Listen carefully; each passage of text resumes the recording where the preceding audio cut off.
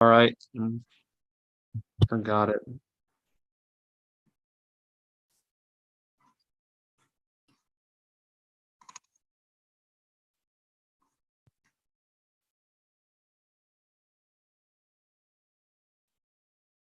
Oh, Else, did you see this? Jameson. Yeah, I was gonna say, did anyone see that Jamison Williams just got suspended? Yeah. Yeah. Placing bets on college games. What? He He thought he had plays it. he plays bets on college games in the Lions facility. That's why he got suspended. Yeah, if he did it outside facility, he wouldn't have got suspended. Yeah. They already released Cephas and CJ Moore today too because they got suspended. Yeah, well, they have indefinite suspension, so yeah, I would have released both of them, and they're also not really important to the team. They're like second and third stringers. Sorry if they're watching. I'm just gonna tell you how it is. Imagine losing your NFL career because you bet on a college game. I don't think those guys were betting on college games. If they had indefinite suspensions, that means they were betting on the NFL. Mm. Because didn't D Hop have like an indefinite 12 game or something? No, DeAndre Hopkins did PEDs. Oh no, that was Calvin Ridley. That's my bad. Yeah, Kevin Ridley bet on his own team to win when he was injured. And didn't even play in the game. Just kind of dumb, but I get it. I see why they can't bet.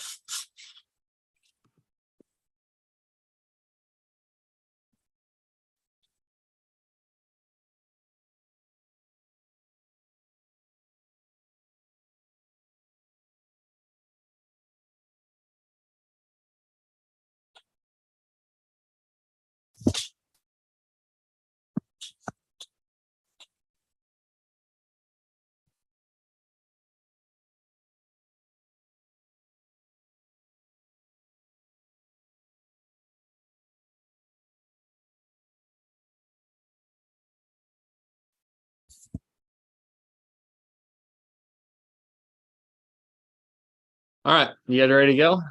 I don't think we're getting Rishi, so unfortunately. Yep, I'm ready. All right. Adam and his Colts hat are ready. Welcome back. It is SMC show number 26. Guys, we're almost at 30.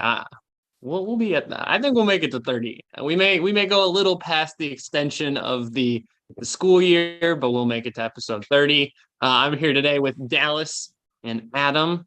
Per usual, we're back. We got a lot to talk about. The NBA playoffs are heating up. We are making our picks post game 3 / before game 3. There's some interesting takes that I think we need to explore. And maybe some interesting teams that we thought were going to be locks that are not going to be locks after 3 games or after 2 games. And then we have a little bit of the NFL draft. Do you know ball? Thought, we should bring that back. And then I'd say we are less than 7 days away. We are 6 days away from the NFL draft. And I want to get some opinions on some of these takes that have been floating around on Twitter and some other lovely social media apps. So I'm going to ask the questions. You're going to give me your answer if it happens, your answer if it doesn't happen, your hypothetical situation where it does happen. And then I thought we should go on a little bit of a different segment, something we should watch for in sports this week, minus the NFL or NBA in the next week or beyond that. So, everyone's always looking to watch something else. So, give us some takes or tell us about a team that you've been watching in another sport that has got your attention. But first off, we're going to open up with the lovely NBA playoffs. I don't even know what to say anymore. Twitter is an absolute firestorm after most of these games. With a combination of telling everyone that the refs suck and a bunch of other things. Probably a lot of not things I can say out loud. But let's go. I think I want to start in the East. I think we started in the West last time. So the 1 versus the 8 matchup has become very interesting. I personally don't know. I have not kept up with the NBA playoffs. Dallas, is Giannis playing? He did not play in game 2. Questionable for game 3. We'll see if he's able to go. Well, in game 2, the Heat absolutely lit them up, though. They're shooting an astonishing percentage of 50.8 from three in the playoffs currently. So it's pretty impressive. A team without Tyler Hero, as most of us know, broke his hand and then continued to shoot, which was pretty impressive. But this series has gotten a little more interesting than people thought it was going to be. We may have all said it was going to be a Bucks sweep in 4.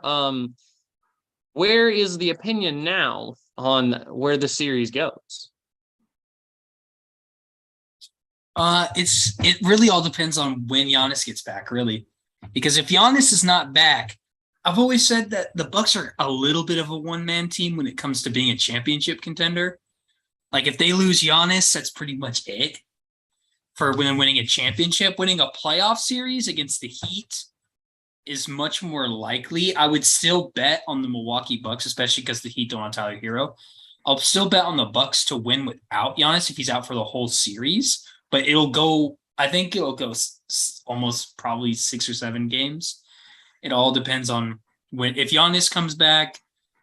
I'm sure that they'll win the next few games and it'll be 4-1. But if he's not going to come back for this series, I think it'll be Bucks. I would go probably Bucks in 6. I would be worried if Giannis isn't ready for the second round, though. Yeah. Game 2 without Giannis, the Bucks put up a statement game. Honestly, they come out. Everybody's super excited for the game. Everybody played super well in this game.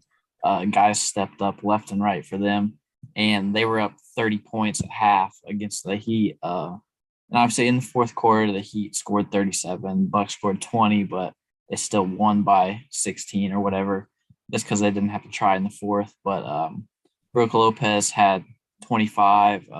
Bobby Portis double-double. Everybody was crazy.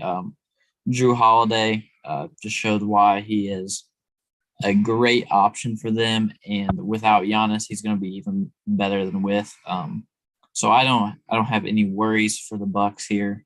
I think they can win the next 3 games even without Giannis, but I'll say it, they'll win in 6. The Heat will get 1 at home, so I think they'll win in 6. I tend to agree. I think Giannis not being there does hurt them. I think, maybe they were looking to wrap this series up a little bit earlier, not let the Heat hang around as much. But I don't think the Heat have the firepower. No offense to Heat fans. Kyle Lowry just really doesn't float my boat ever in the NBA playoffs. I mean, unless it's that 1 year in Toronto. But I think they'll win in probably 5 or 6. Like Dal said, probably get it. Heat'll scrap a game out, make it a little bit of a series at some point. I mean, I would be concerned though if the Heat win tonight. If the Heat win game 3, do they play tonight? No.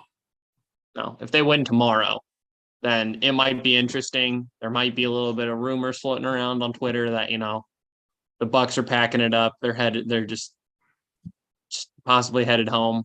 But to continue on in the East, we have the Celtics versus the Hawks. This has been nothing short of domination by the Celtics. I think we all called it, and they win in 4 games. Has anything changed in that department, or is it still Celtics in 4?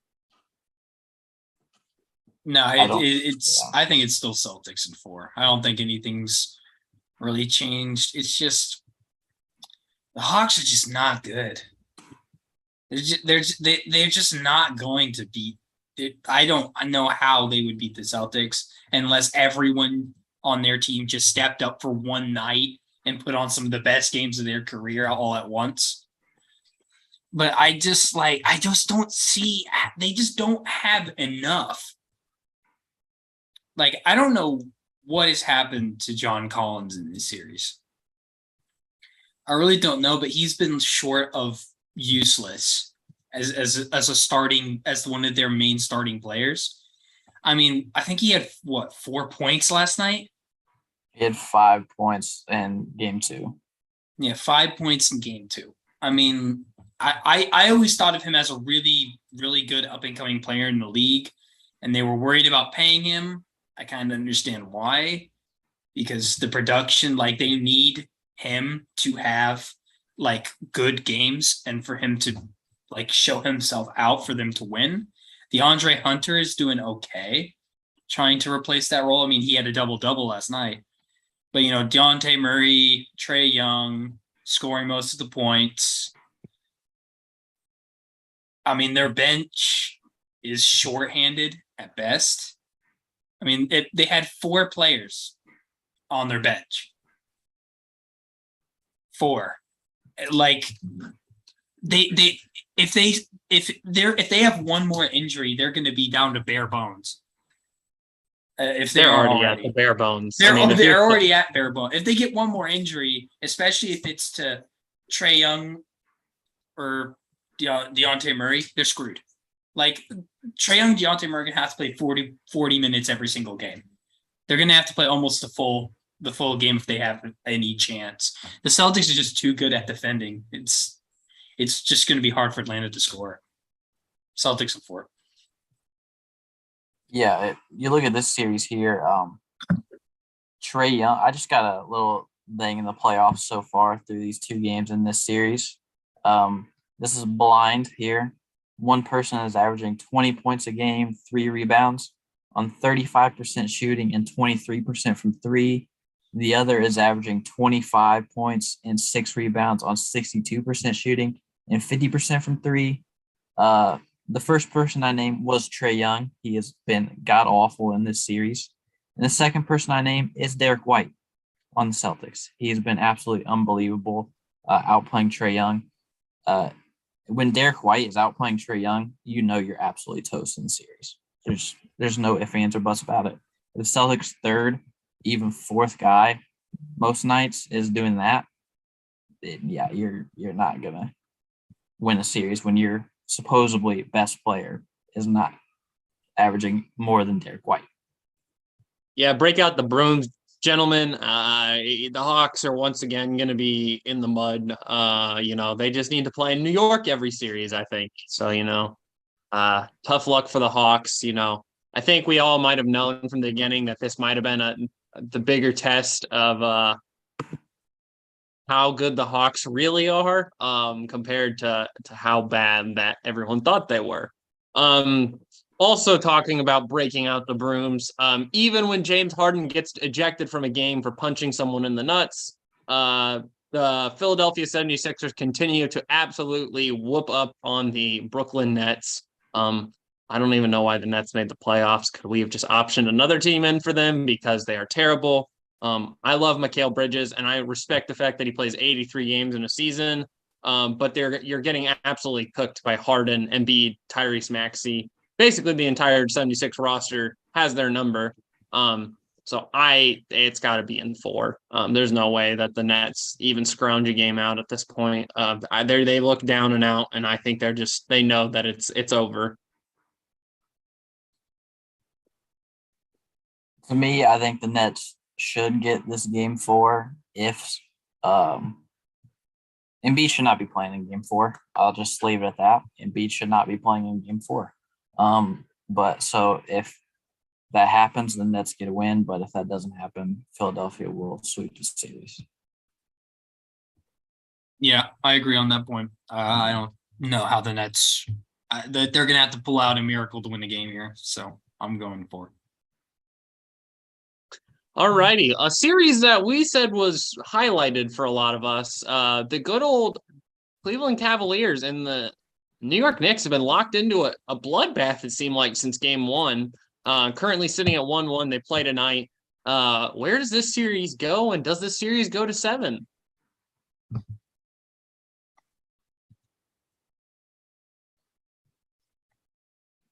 This series is so tough. Game 1, obviously, very tightly contested game with the Knicks winning on the road in Cleveland. Game 2 comes out. Darius Garland puts Cleveland on his back, has an amazing game, and they blow out the Knicks. And Julius Randle gets hurt with a couple minutes to go. Is he going to be at full strength tonight? We'll see. But, this series is probably going to go 7 games. I think they split in New York, and it's going to be tied 2-2, heading back to Cleveland for Game 5. You ask me who wins tonight, I have no idea. I think I'll say it Cleveland by like 2 tonight. But I'll still stick with Cleveland in this series just because I think they have a little bit more depth than the Knicks, and there's Donovan Mitchell and Darius Garland are just too good. This is a really, really hard one. It's been a lot of inconsistent play from everybody on both sides. I mean, in game 1, Donovan Mitchell was huge. Darius Garland was a little bit disappointing. In game 2, Donovan Mitchell was very disappointing. Darius Garland was incredible. A lot of like really mismatched. Karis LeVert, 24 points off the bench, not much from anybody else. This is a hard one. I think it will be 2. I think it will split New York as well. I could see this going 1-1. There is a lot of prestige when you're going to Madison Square Garden to play the Knicks. The fans get loud. It could be tough for Cleveland, but I just think Cleveland has Donovan Mitchell will have another 40, almost 40-point game in like game 4, game 3, and do just enough for the Cavaliers to get a very close win. I think if they win, it'll be close. And then when they go back home, I think they'll make it 3-2, and I think it'll go 7 with all the home teams winning out for last games. All right. Well, I agree. I think Cavs in 7. I think the Cavs are the better team. I like many know I'm not an NBA person. I keep my NBA knowledge very minimum. But I think the Cavs are better on paper. At the end of the day, usually the team with the better players ends up winning. So I'm going to go Cavs in 6 or 7. Could happen. I think, like you guys said, MSG is a different place to play in. I think they're just going to step up to the occasion and get some wins. But on to the West, who we started with last time. The West is still a little bit it's got some variability, I would say. The Nuggets are up 2-0 on the Timberwolves. Are the Nuggets going to be the only team that sweeps in here? I think so. I mean, the Timberwolves are terrible. Let's not get it twisted. I am so happy that they're in the playoffs though, because they've already started fighting Denver Nuggets players and the referees already, because they are like the most dysfunctional group of players in the entire playoffs. And they are absolutely not going. I could see them getting blown out at home in a really bad game to their game today. I could see them getting blown out by over 20 and having like a full brawl where a bunch of people get ejected today. Because like they are just completely gone. Like their heads are just not in the right place to play playoff games. Like Karl-Anthony Towns, I'm pretty sure he scored 12 and then 10 points in the back-to-back games. And he's playing over 30 minutes. I mean, Anthony Edwards had a really good game too, which I really like Anthony Edwards, but like I just don't know where they're going to win a game. Denver is just too good for them. And I don't even think they shouldn't have even made it to the playoffs. They really shouldn't have made it to the playoffs anyway. But yeah, this is gonna be the only sweep. So Minnesota used up all their energy in this fight back in game 2. I mean, they were down 23-24, I believe, came all the way back, took the lead to start the fourth quarter behind Anthony Edwards, 36. But I believe you use all that energy just to get back and then get defeated. So I see them coming out hot to start tonight. I think they come out hot at home, but Denver will weather the early storm and end up winning the game tonight, and then they'll take care of business. Like Adam said, one of these games in Minnesota is going to be 25-point blowout for Denver. Just don't know which one, but one of them will be. I think it'll be game 4 to close out the series, and that'll be a sweep. I agree. I agree. Sorry, Timberwolves fans. You need to go back in that hole and go cry about. Just go get another first pick. You just need it at this point. Another game that has been highly controversial on Twitter. The Grizzlies versus the Lakers. Series tied at 1-1. They play tonight. Does anyone know who to pick here? Because I think I'm going with Austin Reeves and the fact that he's playing like a future like NBA Hall of Famer in the playoffs right now. Like the dude showed up to the playoffs like on one and has stayed on one since game one. The fact that he was mic'd up saying I'm him running back down the court after handing a three just gives me all the confidence. And the Grizzlies have showed no confidence. I think this team has been dismantled since the Ja Morant situation, and they can't seem to put anything together.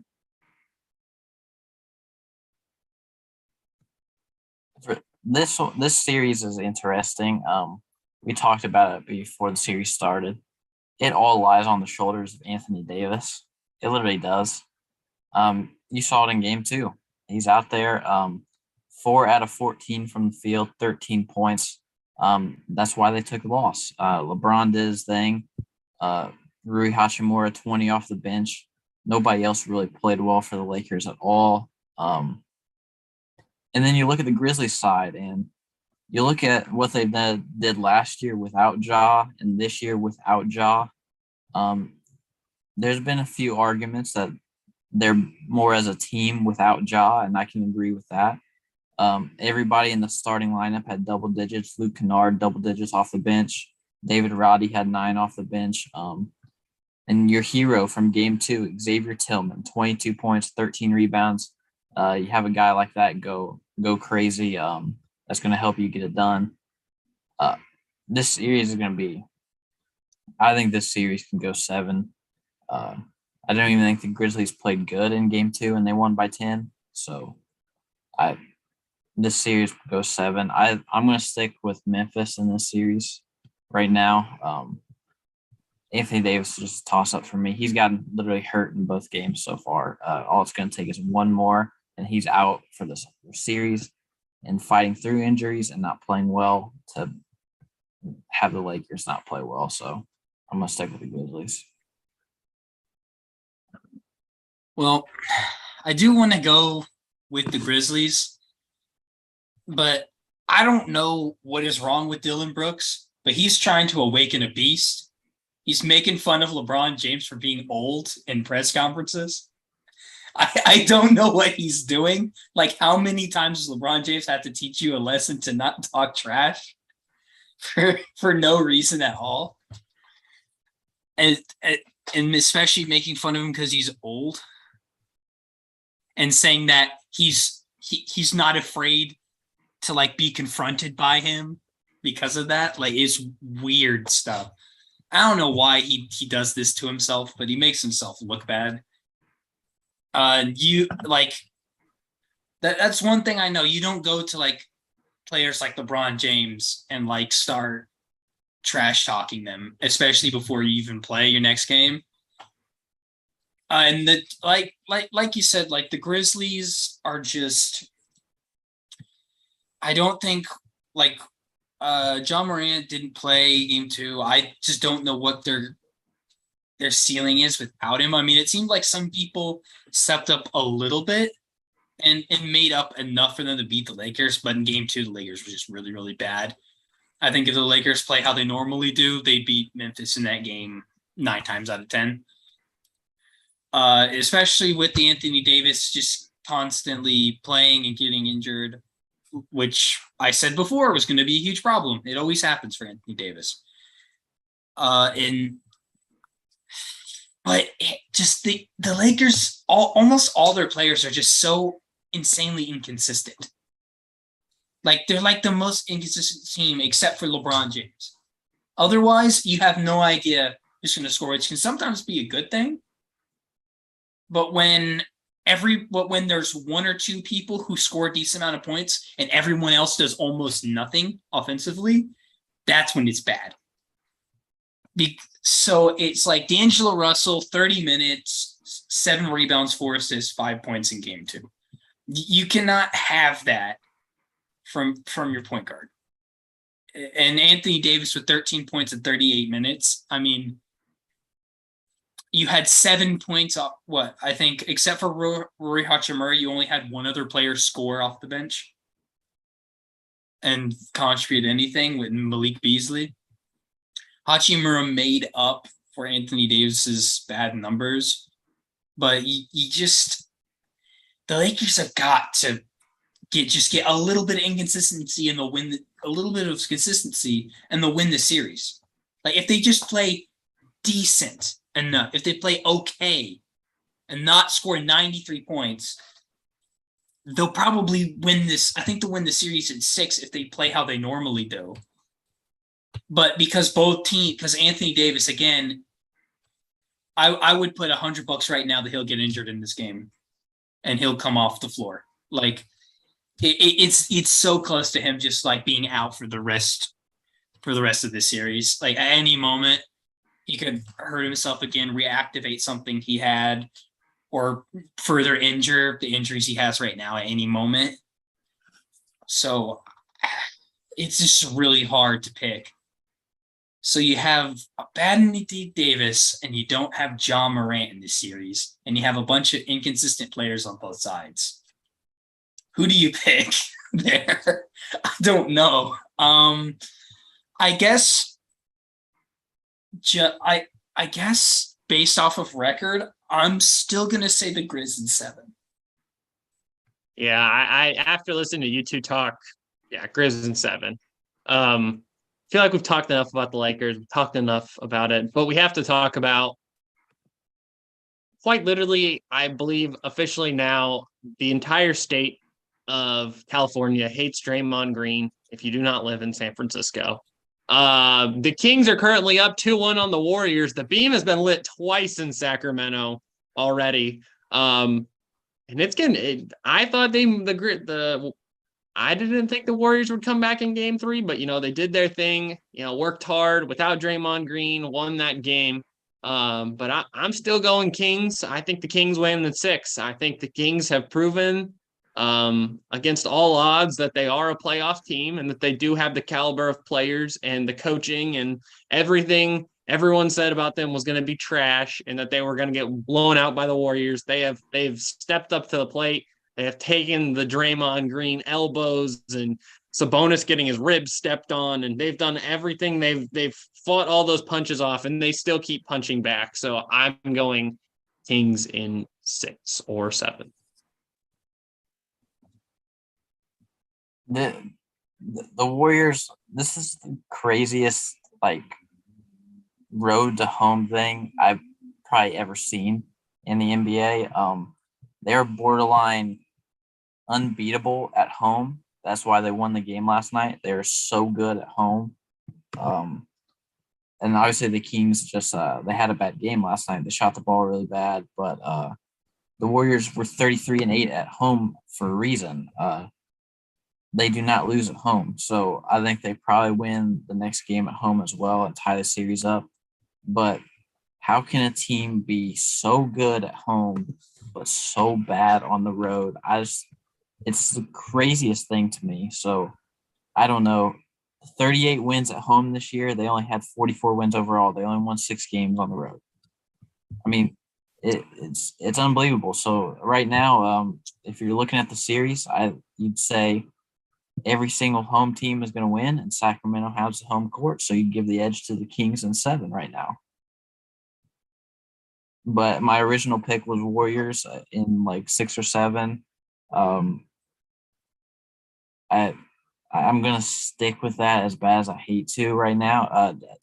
Curry's gonna be a little too much for them. I think they can get one road game in game 7. Curry's gonna go off 40 plus. It's inevitable. Like Curry said in the post game last night, they know how to get through these times here. So I can't bet against Stephen Curry right now. Yeah, I'm gonna have to. I want to go with the Warriors. I feel like they're the Warriors, But if I actually didn't know that. Have they really only won 6 games at home Yep. all year? It's crazy. How? At home No, or on the away? road. Oh, Yeah, on away. Okay. away. They That's a won little more. crazy at home. No, they've won 11 road games. That's my fault. I looked at the bad thing. 11. Still, that's not good, but Still, 11 that, games no, on the that's road. not good. Dang, like you think that this team, like being probably the most experienced team when it comes to playoff basketball in the entire league, you think that they would have like more of a better mentality going into away games and not let it like the stuff get to them very much. That's very surprising. But at home, the Warriors have always been a monster at home. That's something that hasn't changed. But I this is still a hard series. I think I also went Golden State in 6. But I don't know. I kind of have a feeling that the Kings are just like they just have such a fire. Like they're the most hungry team in the league to go far in the playoffs. Like they want it so badly. The fans are out for it. They're the hardest team to play at home. Am I bad? They're the hardest team to play. Like going to Sacramento right now with the fans for the first playoff game in way over a decade. It's loud. It's loud in Sacramento, and I I think I'm going to change it. I'm going to go Sacramento in 7 for the Warriors as in their first playoff series in 9 years. Dallas is officially not a beam lighter, but Adam is a beam lighter. We all want to see the beam lit. And then on to what I've considered the most heavyweight. I called this the Battle of Mid last week. I'm so sorry. I just have so many feelings about both of these teams that are just so polar. The Suns versus the Clippers series currently sitting at 2-1 after an absolute Suns explosion last night, it seemed like. Where does this series end?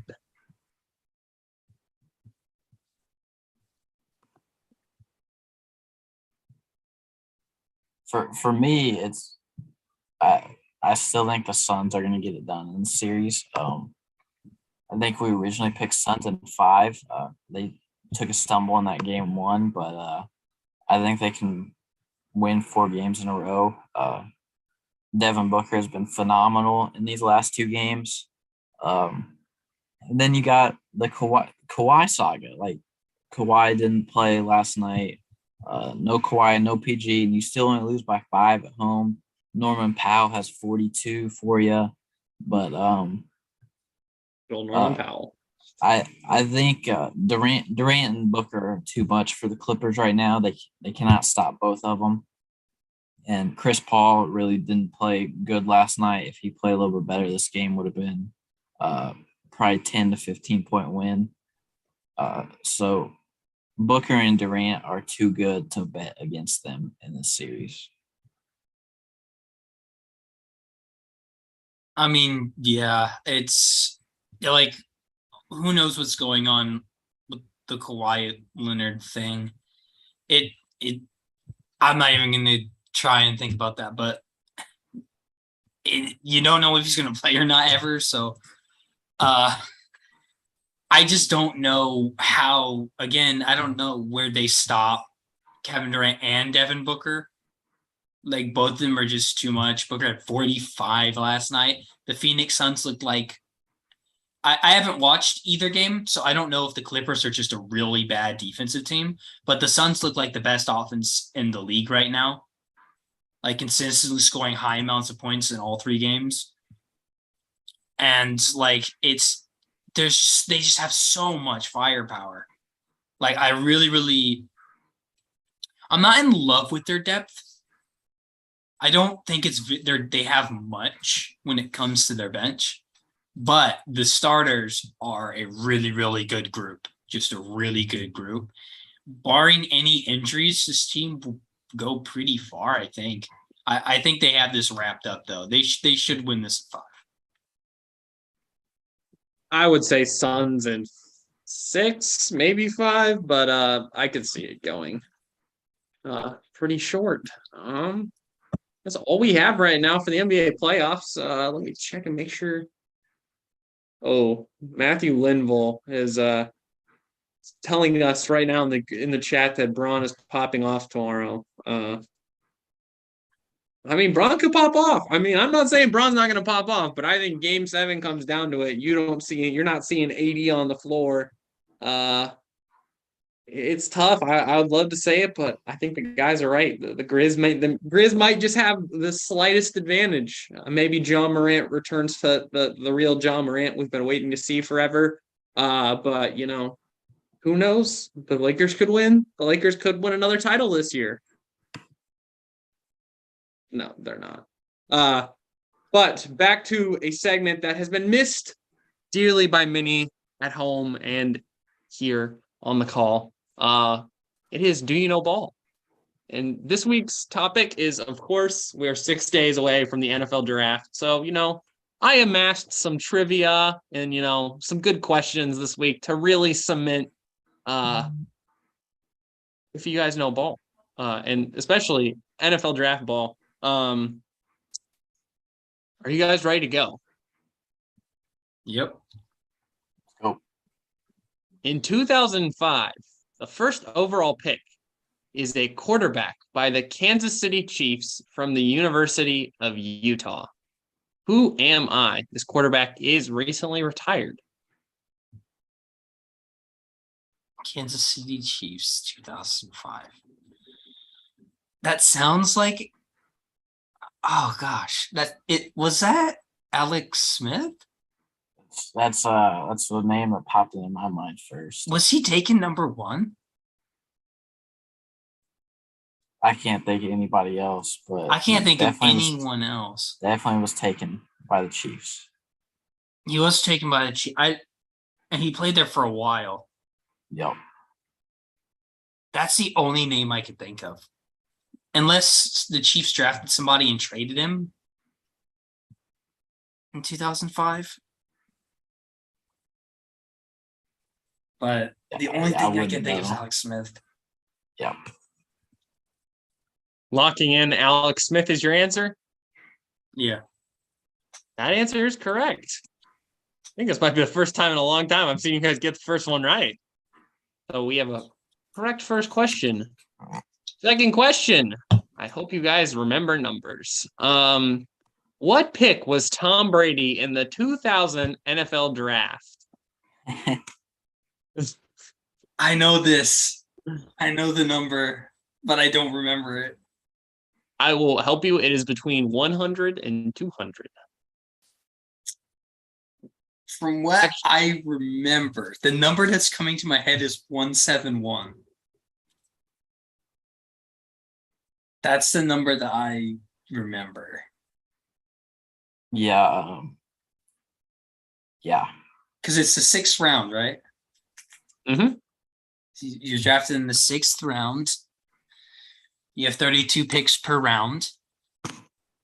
So you get all the way to number 6. I feel like, 171 would be in the 6th round. I will tell you we're in the right number range. It is in the latter half of 150 to 200. Yeah, I don't know. 171 sounds fine. I'll go 171. That is incorrect. The correct answer is pick 199. Oh. On to question 3. This one is also, I hope you know numbers. Which 2 NFL drafts have not produced an NFL Hall of Famer that was picked inside of the draft? Hint, one is in the 1980s and one is in the 1990s. They are both early years, so anything between the 5s and lower. And I'm going to give you guys, I'll give you 3 guesses on years. So you have 1980 to 1985, and then you have 1990 to 1995. I think, was it in the 90s? I remember seeing some articles about this, about like the worst draft classes of all time. I don't remember if it was 1992 or 1993, is what they said. You have three guesses, so you can throw those in. I feel like it was one of those 93. Yeah, I would go 93. It's the right first guess, I guess. So your first guess is 93. Yeah. I can't tell you if it's right. You're gonna have to make your other three guesses. You have two more guesses left. So you have your 93. That's one of your guesses. What's your next guess? Trying to think if I know any good players near the top of those drafts that could have gone.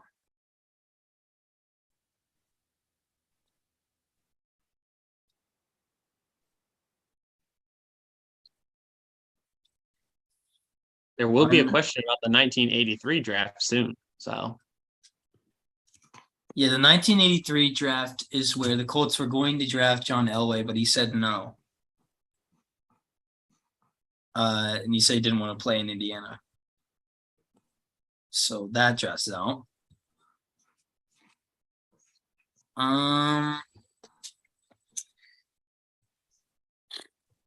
Gosh, I don't know.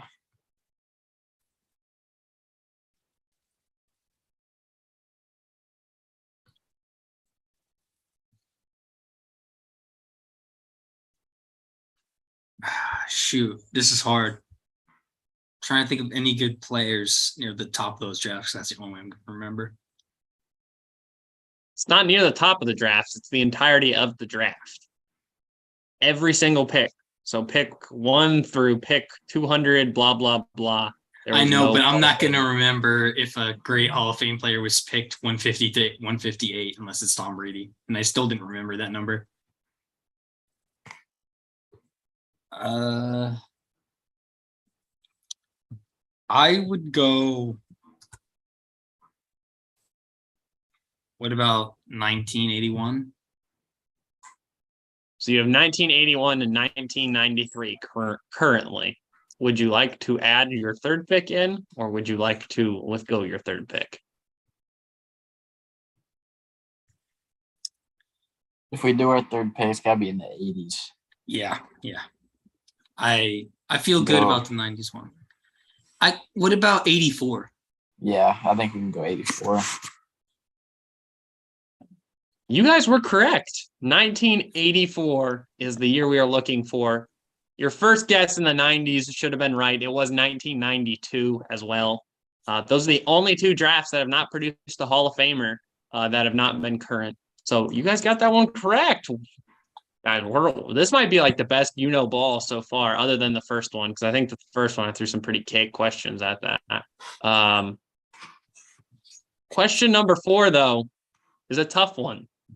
Which team has the most NFL draftees as of 2022? Hint, this is a team in the Midwest.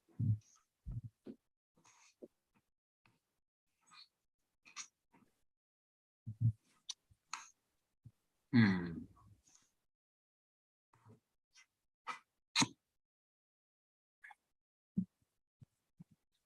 in the Midwest.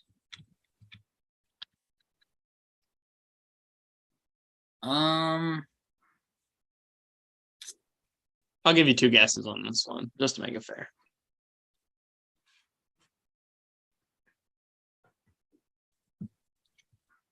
Okay. So when I'm thinking of this, I have to think of old franchises. Franchises have been around for a very, very long time. That's the first thing. So like Tennessee Titans are out. Yeah. They haven't been around long enough. It's college draftees. Like, it's the school that they got drafted from. Oh, it's the school they got drafted from? It's colleges. Oh, who has the most NFL draft? No, I thought you were talking about. Oh, okay. No, it's who has the most NFL draftees as a college. The team is in the Midwest. The school is in the Midwest, technically speaking. Sorry, that was bad clarification on that question, I feel like. Okay. Man, I'm not good with college basketball or college football. Yeah, this is tough. Midwest. Okay, it's got to be a school that I would assume it would be a school that has won a lot or has been very, very good consistently for a long time. So I kind of would want to take a big name school. Yeah. They are a big name school. I don't know many outside of Indiana. I don't know any like big colleges outside Indiana as the state. So it's just really tough. Midwest. I mean, Michigan comes to mind. Oh yeah, Michigan or Michigan State. Maybe. I'll give you a hint. They're not in the Big Ten. Ooh.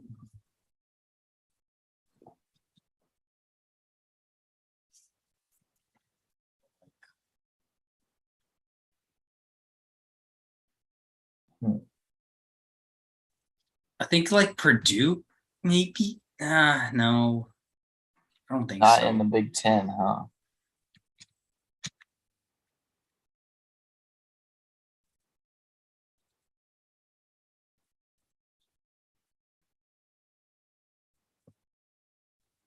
So we're gonna go down to like Tennessee. Really? I don't. They're not considered. They're not considered the Midwest. I will tell you. How's that Really? not considered the Midwest? They're not considered the Midwest? They're considered is the it- South. Wait a minute. Could it be Kentucky? They're not No, in this. it's definitely not going to be Kentucky. Not in college football. I can tell you. I can tell you what states the team could possibly be in. It is Ohio, Indiana, Illinois, Michigan, and Missouri. Those are the 3 states the team could be in.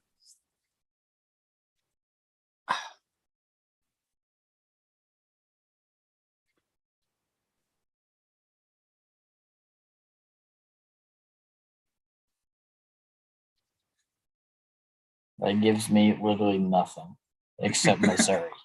If it's not in the Big Ten, that gives me Missouri. That's literally all it gives me. Is Missouri your first guess then? Wait, is Notre Dame in the Big Ten? No, Mm-mm. Notre Dame. That's it. It's That seems Notre Dame. like it would have to be it, right? Yeah, that's gotta be it. I feel like there's always Notre Dame players in every single draft. Yep, Is that the final answer? Locking it in? it's gotta be. Yeah. That is correct. It took you guys a long Yes. time to get there, but we got it. I was skeptical if we were gonna get it too. So, but you guys got that one. I didn't even think about it. Alabama was like low and like they were not that close. Like I thought they were gonna be a lot closer, and they were not. So surprised on that, I would say. And the last question, his name was mentioned a little bit earlier in the show. Goes by the name of John Elway. But John Elway was not drafted to the Denver Broncos. His rights were indeed sent to the Denver Broncos by this AFC North team.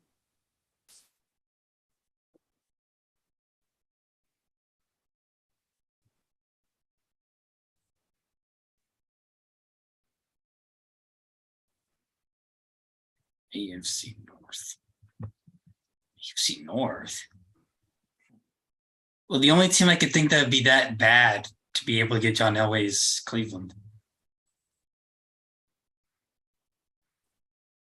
John Elway was not the first pick in that draft, though.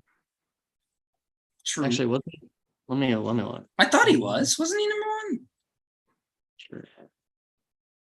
Let me look. I'm looking right If now. it's AFC North, you can cross out Pittsburgh and Cincy. Because I would have. Oh no, he was the number 1 pick. He was the number 1 pick. Yeah.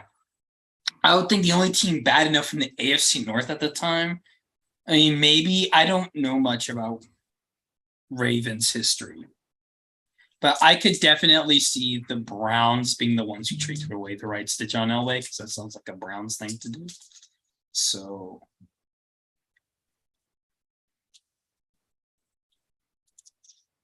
I'm fine with going Browns. Brown's final answer, locking it in? Yep. That is incorrect. It was actually the Baltimore Ravens who made the fatal error of trading John Elway away for not much, actually, considering what John Elway was worth to the Denver Broncos. That was a great section. I just thought, bring it back. Let's see what we know about the good old NFL draft the week before it. So those are, of course, the answers for that. I just screwed that up royally. That's fine. So now we're on to talk about the NFL draft. These scenarios have been floating around in the media space as of recently in the past couple of weeks, as we've gotten so close to the NFL draft. And the biggest one right now is there is one quarterback taken within the first 4 picks. I think I want to do this, like, give me the percentage that you think this happens, and a little bit of explanation on if you think that happens or not. But a quarterback is taken within the first 4 picks.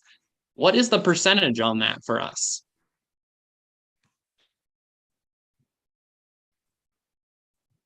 So the one quarterback in the first 4 picks, Yep. give me like a 20% chance. Interesting. To also help on this, currently on Twitter, there is the S2 results, which just got released, which is a cognitive test for quarterbacks, got released, and CJ Stroud ended up in the 18th percentile, while Bryce Young, Will Levis, and Anthony Richardson all were in the 70% and above percentile. Oof. Yeah, CJ Stroud, that's a big draft hit, like close to the draft. Maybe that'll make him fall down to 4. I hope so. Literally a thing from Bleacher Report 2 minutes ago. Colts would love for a team to jump them and take CJ Stroud so they can take Will Levis at 4.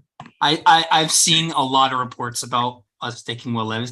Please don't. Will Levis scored in the 93rd percentile of the S2 test, though, Oh my with a God, what score are we comparable doing? to Josh Allen and Patrick Mahomes. Oh my God, dude. Told you all that he I'm sure Tim Tebow had like 95%, was in the 95 percentile. No, Tim Exactly. Tebow wasn't. The I don't S2 even test is remember. only the S2 test is brand new. It's like only a couple years old. Okay. I mean, if I'm going one quarterback taking the first 4 picks, it is 0.0001%. That there's no way the Panthers and Colts don't take the quarterback. There's just no I think way. the Panthers could take a quarterback, but I think the Colts could get dicey and trade out. But I think we're say taking Levis.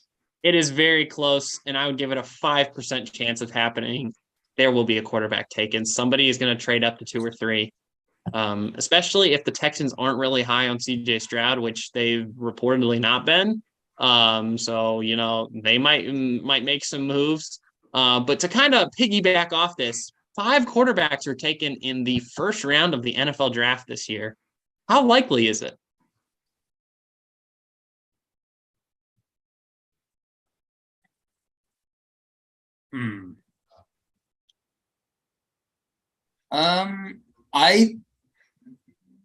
So you got your big 4. You got Stroud, Bryce Young, Richardson. Question is, how much money are you putting on Hendon Hooker and Will Levis to be taken in the first round?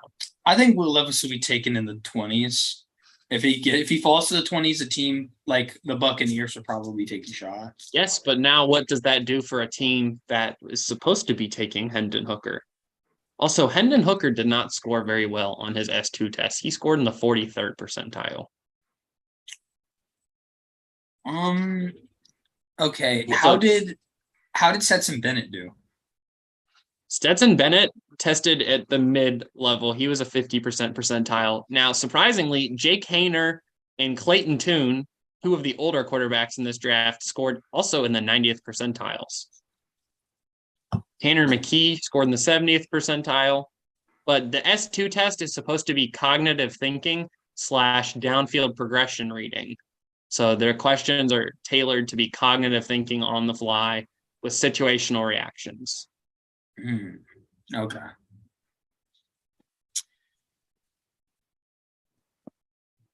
5 quarterbacks go in the first round. Give me like a 40%. Ooh, Dallas is skeptical if all 5 quarterbacks go in the first round. Because it was actually my prediction that I'm gonna go for 100%. I predicted Washington to trade into the first round and take Hendon Hooker, so I'm gonna go with it. Somebody slides in my books. I go 35%. I think there's a good percentage it happens, but I think it is a domino effect no matter what happens. We've all heard about the trade rumors, though. People want to trade up and people want to trade down, and more than 5 trades occur in the first round this year. A lot of teams have been rumored to be shopping their picks, but not a lot of teams have been takers on those picks to move up or to move down. How likely are we to see more than 5 trades made in the NFL first round this year? Is it 5 different teams or just trades in general? 5 trades, just 5 trades. Not 5 different teams, just 5 trades. Mind you, last year had 4 trades in the NFL first round. I would go 50. I think there's 50% chance. I don't see. I can see a lot happening early, but I don't think a lot of movement's going to happen late. So I put a decent amount down. I think the opposite. I think the movement may come at pick 15. That's where I think I would see all the movement.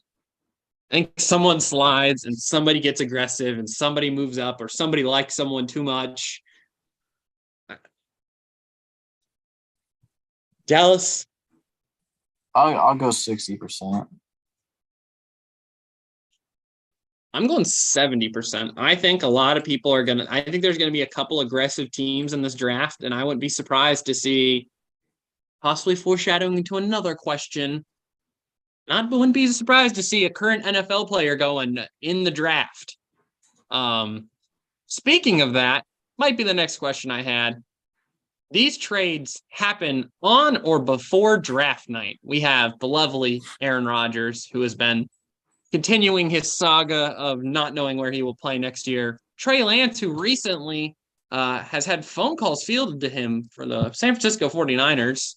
DeAndre Hopkins, who was not included in yesterday's jersey unveiling, as well as Budda Baker. He wasn't there either, but he's on the board.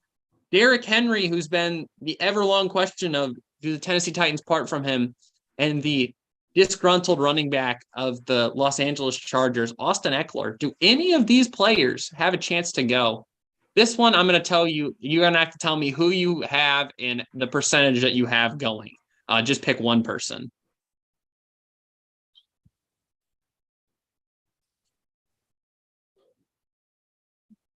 Just pick one? Mm-hmm. Well, I think there's a layup pick. I'm not going to pick it. So I'll go to be honest with you, I'll just go with a layup. I think Aaron Rodgers trade happens on draft night.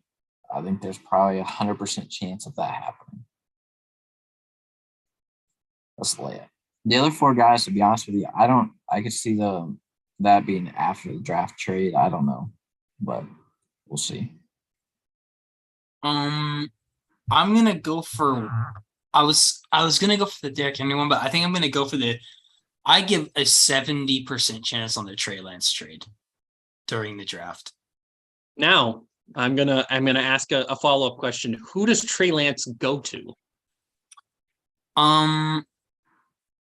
If I was a team, I don't think I would not give up a first round pick for. So it would really have to be that the 49ers want to get rid of him. And I think if they asked around, I don't think anyone would give up a first round pick for him. So they would have to settle if they wanted to do that, I don't think they would, which is why I have doubt, because I don't think they're going to get enough. They cannot get rid of him for a second, or else it would look so embarrassing. It would look so bad after you trade up for him and you get rid of him after 1 game in 2 years. It would look terrible for their franchise. So that's why I have the doubt of this not happening. And also the fact Brock Purdy may or may not be healthy to start the season. So, and they have Sam Darnold. There. Sam Darnold. They have Sam Darnold. But I think there's a chance that if I was going to say where he would go, I would say Tennessee. Interesting. And I would say he's disgruntled with a player in a very similar situation, though. I would say it's a swap. Malik Willis and Trey Lance swap teams with the Titans giving up a second-round pick in the process.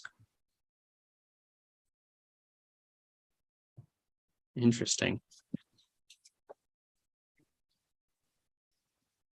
Well, I was gonna go with Trey Lance as well, but I'm gonna change it up. I think there's not enough running backs in this draft. I think after Jahmyr Gibbs and Bijan Robinson make their exit off by the early second round, there's a big question. And someone has to fill that hole for that team, and someone needs it. And I think the guy's Austin Eckler. I think someone would say, hey, he's a great running back. He's fantastic. You need some draft compensation. I got a couple second-round picks I'll throw at you. So I go Austin Eckler at an 85% chance to be traded. I think people know that there's wheels still on there. That might be the conversation for Derrick Henry with the injuries and all that and poor performance last year. I don't know if everyone is sold on him. Some teams that I have that could make some interesting moves. I got a couple. I think the Dallas Cowboys might be a interesting conversation. As we know, Tony Pollard is coming up upon another payment year next year on his franchise tag, and maybe they don't want to pay it. But I'm also going to give another team that I think has a good chance that no one is seeing, kind of lurking in the shadows a little bit. I'm going to go with the New England Patriots. Get aggressive finally at running back. They've realized that their process of taking cheap players and young players doesn't work. And maybe they both say, hey, we don't like anyone in this draft. Bill Belichick isn't going to be able to take a fourth rounder and the first rounder like last year. So let's go out and let's go get DeAndre Hopkins with our first round pick. And then let's see what Austin Eckler's price point is. But I have an 85% chance that he's traded to some team. Any team could really use him. But now I have a question. Are the Texans the best team to come out of the post-draft? Are the Texans going to have the most holes filled, the best players on their team, the pieces that DeMeco Ryans needs to bring this team back to life? I give it a 25% chance. Ooh. I think the Texans, they've just been run so badly for such a long time. So they've made decent draft picks, but it's just I if they don't draft a quarterback in the first round, like I'm hearing, and they don't draft Will Anderson, maybe, because here's the thing: when I see the reports about them not taking a quarterback, none of the journalists have a player in mind, and who else would they take then? Everybody assumes it's Will Anderson, but there's no reports of, if they didn't get a quarterback and they were thinking of not even a position. I haven't even heard of anybody giving a real saying, I heard a report about a position at least. So I don't even know if they would take Will Anderson, who I think is the best non-QB in the draft, personally. But I don't know. And they have the 12th pick as well. I could see them potentially just not landing it either. I don't trust the Texans at all to make the right decisions because they just haven't for a long time now. And even though they have a new head coach, I don't know how much influence he's going to have over the draft pick if it's not a QB, especially. But yeah, I don't think they'll have a very good draft. Interesting. Dallas? Yeah, I was going to go 35%. I think there is a possibility they can come out good from the draft, but I know you hired D'Amico Ryans and he's a defensive mind, but I mean their offense is so bad. Like it's just horrendous. So in my opinion, they have to go quarterback receiver at 2-12. I think you have to. Um, Especially if you get a rookie quarterback, you have to get him a weapon. They don't have any weapon. Nico Hollins as your wide receiver one, no, it's not going to get it done. He's going to get clamped by the corner one of every single team in the league. So if they don't do that in the first two picks, then I think they missed on the draft. That's why I give it a 35% chance. If they hit on those two, then I could see them having a good draft the rest of the way, maybe. But I think there's other teams out there like the Lions and the Seahawks and a few other teams that are most likely going to have better drafts because they're recently been picking very well the last few years. Agreed. And the last question, the question that we've all been wanting to see an answer. Do the Colts actually solve their ongoing quarterback crisis? And if so, who is the savior of Indianapolis? All right. Since I have the Colts hat on, do we solve a quarterback crisis in this draft? I think so. I think we do draft a quarterback 100% in the first round. There's a tiny possibility we trade down because if we take Will Levis, we can probably get a little more value out of our pick and trade down a little bit further. But me personally, for who is to save here, if CJ Stroud falls down to 4, which would be a miracle, I think you take him.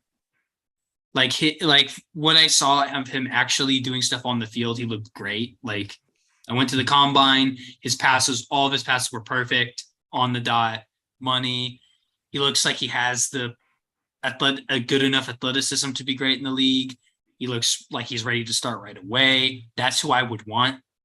Like if he's there, grab him. But I don't think he will fall to 4. So who I want realistically is Anthony Richardson at number 4. Who I think that they're going to go, I think they're going to go Will Levis. So what is your percentage that the Colts solve their quarterback crisis? The percentage, I think, is 100 because they're going to get one. But how good of one they're going to get, we'll see.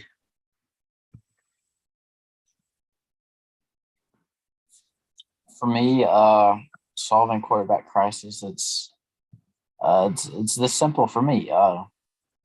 I think it's CJ Stroud and CJ Stroud only. That's who I want the Colts to take. And if a miracle happens, he falls to 4 and we don't take him, I mean, I don't even know what to say.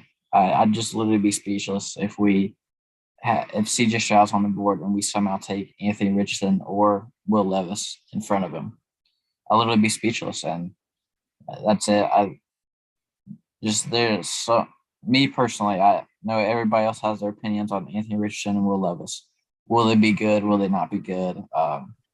I personally believe it's just me. I hope they both prove me wrong and they're good quarterbacks. I think they're going to both struggle really bad. I think CJ Stroud's the most NFL ready. So if we take those other two, we won't solve our quarterback crisis. If we take Stroud, we will. So what are you putting the odds on here? You 33%. We have to take CJ Stroud. That's the only chance. Yes.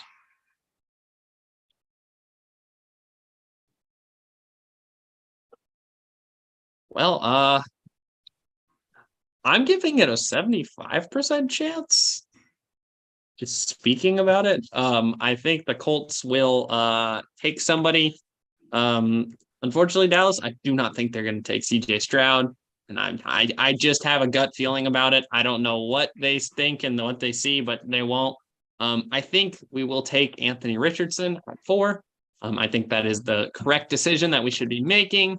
The player with the most upside, who has time to develop and learn.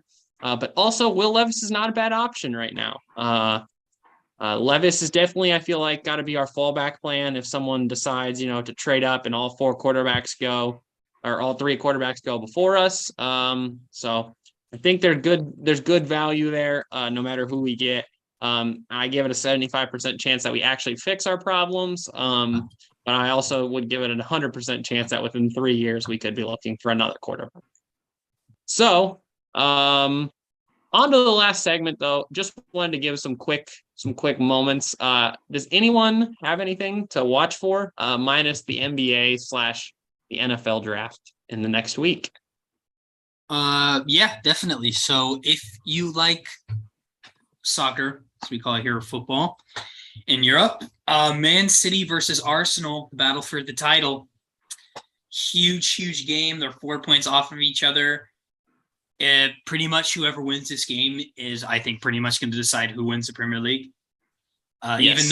Even though if City win, they're still a point behind Arsenal. They still have the game in hand. So, yeah, I think it's on Wednesday, April 27th at 3. I'm pretty sure it's the only game that day, if I'm not mistaken. But yeah, it's a huge one, and it's at the Etihad, so it's going to be really, really tough for Arsenal. But if it'll be disappointing if it's a draw, but this will be a good game. I think it's going to be 3-2 to City. But yeah, it's gonna be just like, this is like the big game. It's the biggest game of the year in the Premier League. Dallas, I'm going to go. Currently, the transfer portal has gone absolutely ballistic in the last 3 days. As of today, former guard of the Creighton Blue Jays and Gonzaga brother, Andrew Nembhard's brother, has committed to go to Gonzaga, while they've also landed Graham Ike from Wyoming, and 2 Kentucky players have reportedly put their names in the transfer portal, as CJ Frederick and Damian Collins have both decided to enter, while there is a highly likely situation that Hunter Dickinson makes his way to being a Big Blue member on this weekend on his official visit. So a lot to watch for, lots of people to possibly come out of the NBA draft, take their name out if their stock isn't good enough or high enough. So lots to watch for there. Dallas, bring us home on what we should be looking for. For me, I know the season has just got underway and everything, but start making your way to watch some of these MLB games. Some very good baseball out there this week. The Astros actually play the Braves and the Rays in back-to-back series. These 2 series are going to be unbelievable. Astros have been struggling so far to start the year. They're 9-10. These 2 series can show if they can get back to form and everything. Jeremy Pena, World Series MVP, has really been struggling to start the year. Let's see if he can get going. But some of these teams you think that we're going to be good are struggling. Seattle 8-11, Phillies 8-12, Padres 10-11, Cardinals 8-11. Like these teams, some of these teams that you think were going to be really good are struggling to start the year. And nobody's really pulling away yet. It's going to be very tight. I think it could stay tight all year. All these games matter. Good baseball. So make your way to watch some of these games, especially Astros Braves this weekend or Astros Rays to start Monday, Tuesday, in those series. All righty. Let's go over last week's hot takes. Rough week for me once again. The Thunder did not win the playing game. And then my RBC Heritage winner fell just a little bit short. Rishi unfortunately missed out with a couple of fights not happening or not going the way he looked at it. Dallas did not get a no-hitter. There were some close shutout games. Adam, you're technically still on the line here. We're pretty close to Hendon Hooker going in the first round. So, by next week, we'll know if not. But we got some hot takes for this week. Whoever would like to start, fire away. For me, I'll go somewhere similar to last week. And it's not going to be in the MLB, but I'll go to the NBA and say we have our first playoff triple-double. And that person will be the Joker tonight. He will get a triple-double tonight.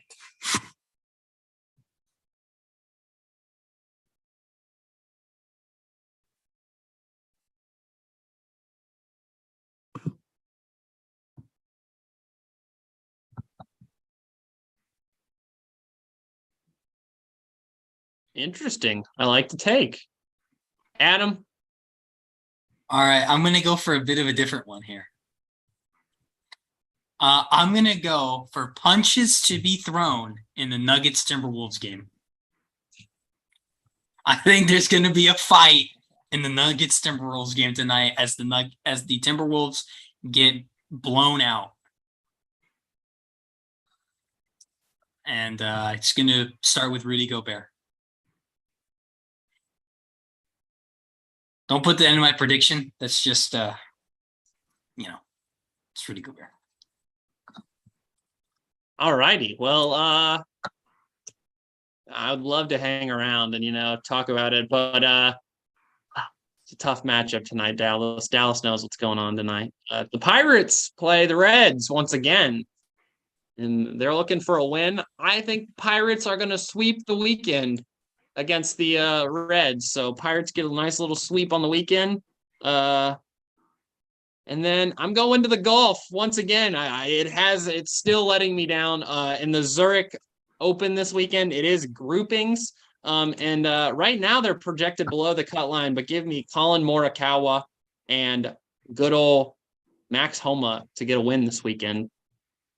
They're playing pretty good. They're both really high-end golfers, and I think they got a chance. And they're pretty far out right now. Bo Hostler and Clark are sitting at 15 under, while they're sitting at 6 under. So they got to make some moves today. They got to get to the cut, but once they get there, they will make it and they'll get a win. It has been a great show, gentlemen. Like I said, next week we will be back after the NFL draft to give our opinions on post the draft, maybe grade some picks, talk about some wild ones that we saw or some wild trades. And then we will, of course, continue on about the NBA playoffs, but have a great weekend, and we will see you all next